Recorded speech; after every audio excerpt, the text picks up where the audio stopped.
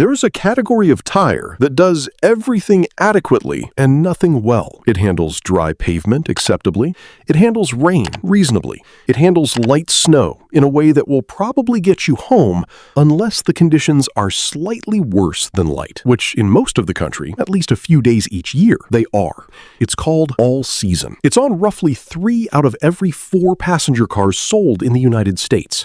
And the 5 things the industry doesn't tell you about it are the reason that a significant number of winter accidents involve vehicles that were technically equipped with the right tires. We're starting with the name itself. All season is not a performance standard. It's not a government rating. It's not a certification that requires a tire to perform in any specific condition at any specific level.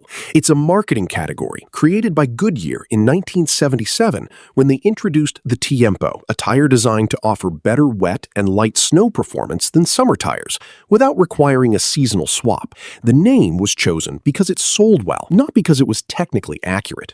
A tire industry engineer who spent 22 years in compound development described the all-season category like this. All season means all compromise. You're giving up wet grip to get snow traction. You're giving up snow traction to get tread life. You're giving up tread life to hit a price point. Every all-season tire is a negotiation, and the buyer doesn't know what was traded away. That negotiation happens in a lab. The result gets a name that implies no negotiation happened at all. The number that matters, the one that almost no buyer ever sees, is the UTQG treadwear temperature grade combined with the M+S designation on the sidewall. M+S stands for mud and snow. It appears on virtually every all-season tire sold in North America. It is self-certified by the manufacturer. There is no independent test. No government body verifies it. A tire company can put M+S on a tire sidewall by meeting a tread geometry specification, a minimum void ratio, and a minimum edge length in the tread pattern. The compound itself is not tested for snow performance at any temperature. The 3-peak Mountain Snowflake symbol is different. That one requires passing an actual traction test on packed snow against a reference tire. It means something measurable. Most all-season tires don't have it. Most buyers don't know there's a difference. The sidewall says M+S, and that feels like enough. And every winter, in a parking lot somewhere outside a Target in Ohio or a grocery store in Pennsylvania, someone discovers it wasn't. The compound is the part that explains everything. All-season tires use a rubber compound formulated to remain flexible across a wide temperature range, from roughly 45 degrees Fahrenheit down to about 25, depending on the tire. Below that range, the compound begins to harden. A harder compound has less contact with the road surface. Less contact means less grip.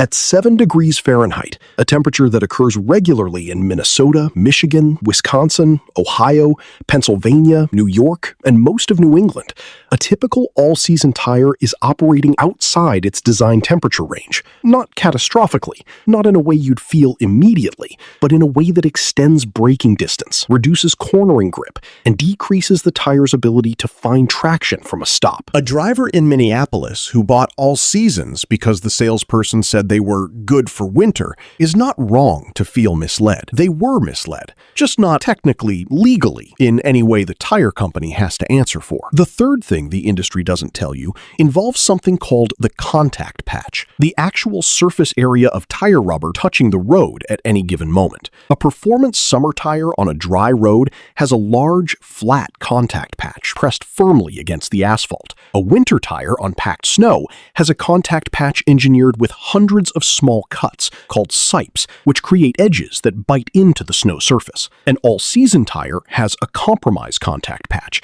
designed to avoid the extremes of both, which means it doesn't fully achieve either. In wet braking tests conducted by independent automotive publications, the stopping distance difference between a quality all-season and a quality summer tire on dry pavement is measurable but not dramatic, typically 5 to 15 feet from 60 miles per hour. In snow braking tests, suggests, the difference between an all-season and a dedicated winter tire is not subtle.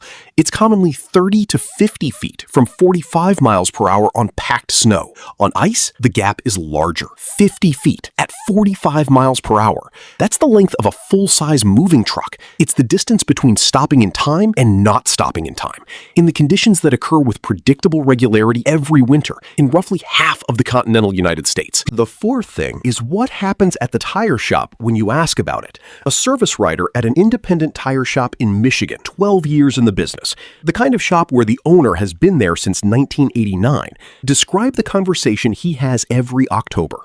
People come in and say they want good winter tires. I tell them we have dedicated winter tires and all seasons. They ask what the difference is. I explain it. Then they look at the price difference, $60 to $90 more for winter tires, and they say they'll just get the all seasons because they don't drive that much in the snow. He installs the all seasons. He doesn't argue. And then in February, sometimes, I see them again. Different reason. The $60 to $90 difference per tire, $200 to $360 for a set, is the number that ends the conversation. What the buyer isn't calculating is that dedicated winter tires are mounted on a second set of wheels, swapped twice a year, and because each set is only used seasonally, both sets last significantly longer. Over 5 years, the cost difference between running all seasons year-round and running 2 dedicated sets seasonally is often smaller than the first invoice suggests. Sometimes it's zero. Sometimes the dedicated approach costs less. The tire industry knows this math. It's not on the showroom poster. The fifth thing is the one that makes tire manufacturers quietly uncomfortable when it gets discussed in technical circles.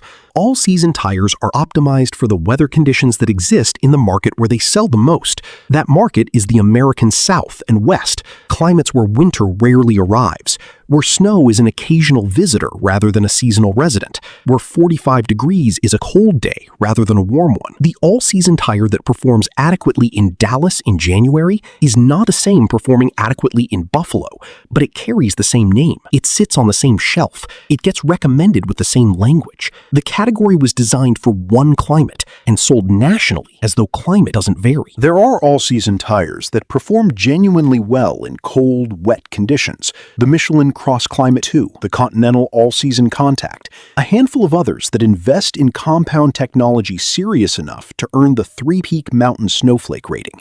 These exist, and they're worth knowing about. They're also not what most people buy when they hear all-season and assume the category covers them. What to actually buy depends on one question that most buyers are never asked. Where do you drive, and what does your winter look like? If the answer is occasional light snow, temperatures that rarely drop below 25, a climate that's mostly wet rather than frozen, a quality all-season with the 3-peak Mountain Snowflake rating will serve you.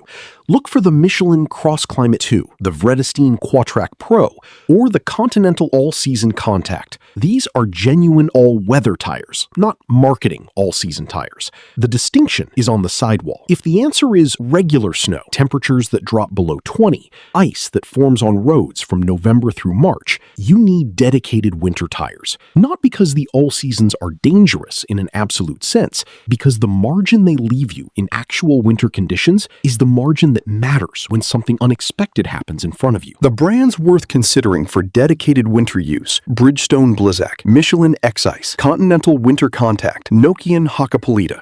These are compounds engineered for cold. They carry the 3-peak Mountain Snowflake because they earned it under conditions designed to separate tires that perform from tires that market. There's a reason the all-season category has dominated the American market for nearly 50 years without serious challenge. It's not because it's the best solution. It's because it's the most convenient answer to a question most buyers don't want to spend time on. 2 sets of tires means 2 appointments, 2 storage solutions, 2 invoices. 1 tire that claims to do everything means 1 decision once. The industry built a product around that preference and gave it a name that implied the preference was justified: all season. as though the seasons themselves had signed off on it. Somewhere, right now, in a showroom or a parts store or a phone call with a service center, someone is being told that all seasons are fine for their area. The person telling them that might be right, might be repeating what they were trained to say, might not know what the compound does below 25 degrees, or what M+S actually requires, or what the stopping distance looks like on packed snow. The tire gets installed, the driver goes home. Most of the time, nothing happens. The all-season was designed for most of the time. That's exactly what the name doesn't tell you.